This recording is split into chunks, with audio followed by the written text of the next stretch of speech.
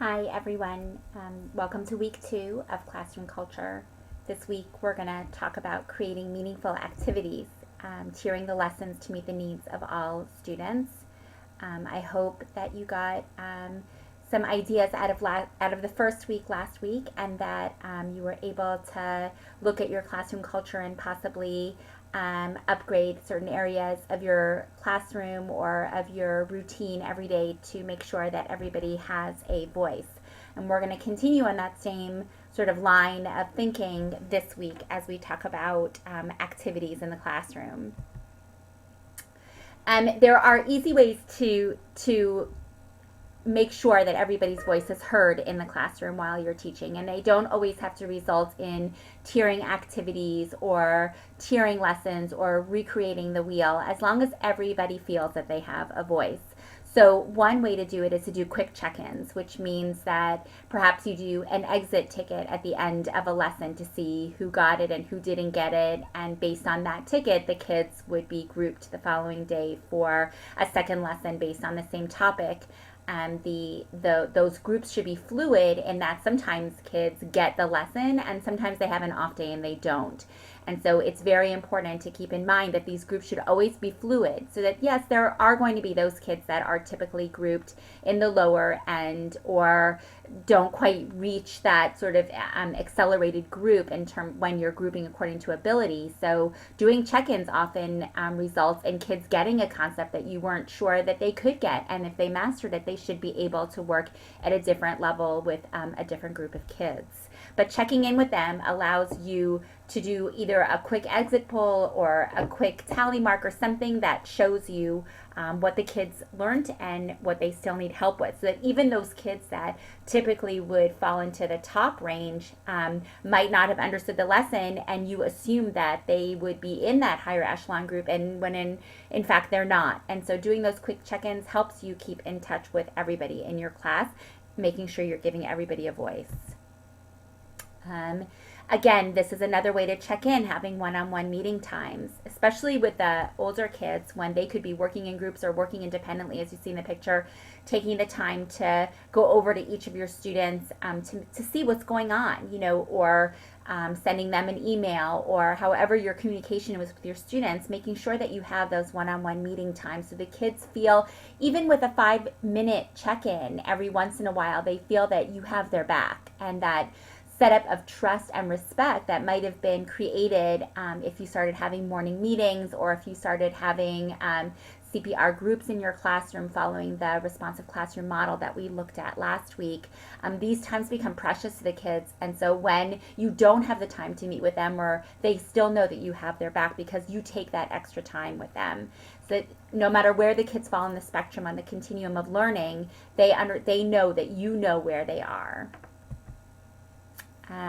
Helping kids demonstrate their level of mastery. Again, taking each student where they are, moving towards that individualized instruction model where, here's a cartoon of two kids doing the exact same project. One of them needs to follow the directions. The other one can just see it in their heads. We need to respect that in kids. They do it all the time, following directions, whether they're learning to play a new video game, whether they're in math class, whether they're in your class, they are constantly being asked to put things together, put ideas together, but each of us has our own way of doing that.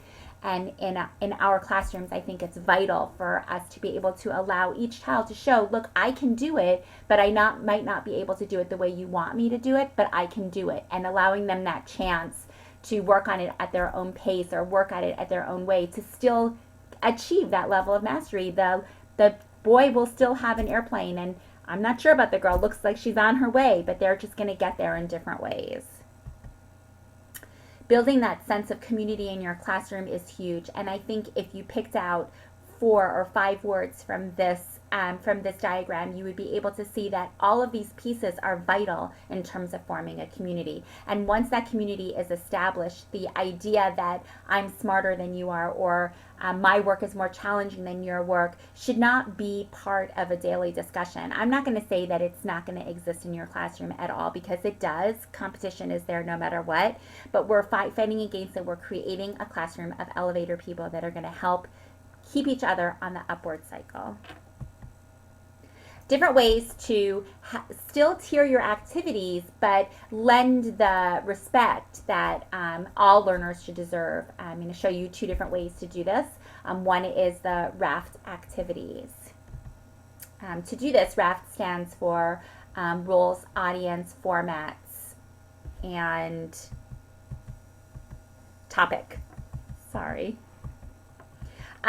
When you are going to create a written assignment, let's say, using a RAFT is a great way to go. And the children can choose the roles, they can choose the audience, they can choose the format, and they can choose the topic.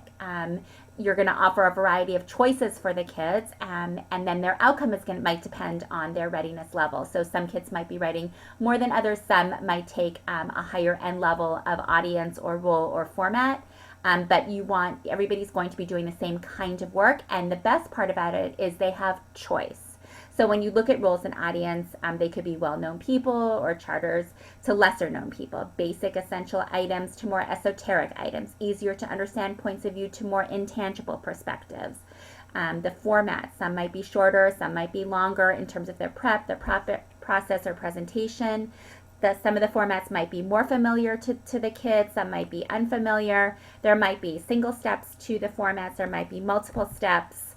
The topics can range from easier to interpret to more sophisticated, concrete and literal to more abstract response, more structured to more open-ended, small leap in insight to application to a larger leap. So a RAFT could look like this. You've got your roles, your audience, your formats, and your topics.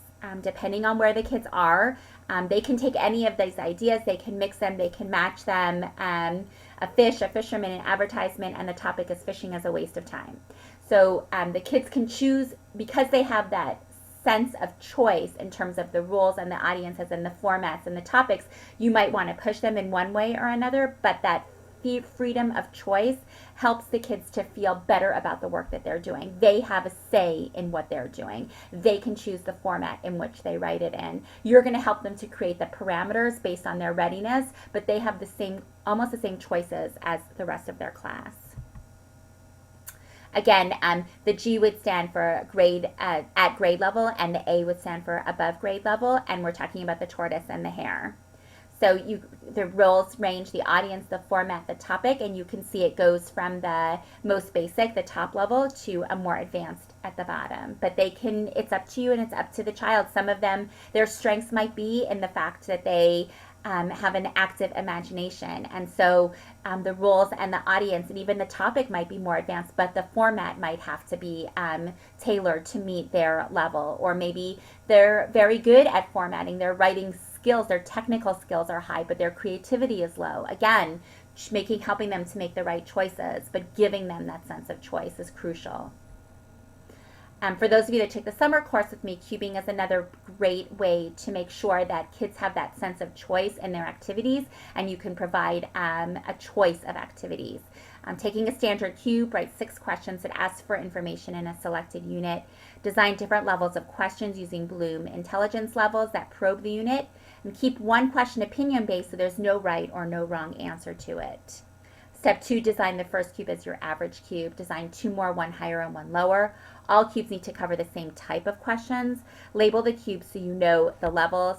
You can ask a colleague if they can tell which cube is which level to help you make sure that you have 3 different cubes.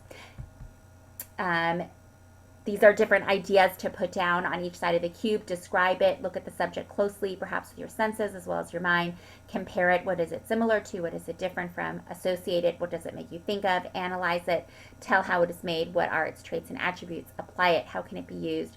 Argue for or against it, take a stand, use reasoning to explain. Again, these go from the lowest level to the highest level of thinking in terms of Bloom's taxonomy, but depending on what you want them to do with this information, the kids who might be able to think critically but have a harder time getting their thoughts on paper might be able to tell you more than they're able to write about it.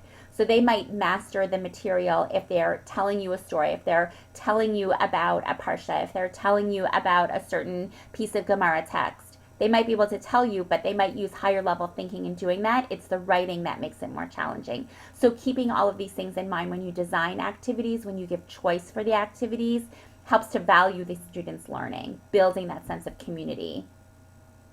Step 3 in cubing, remember to have one easy and one hard side for each cube. Color code the cubes for easy identification and decide the rules in advance. Do the students have to do all 6 sides? Will they roll and select 4 sides? Do any 2 questions on any 3 cubes? Any of these would work.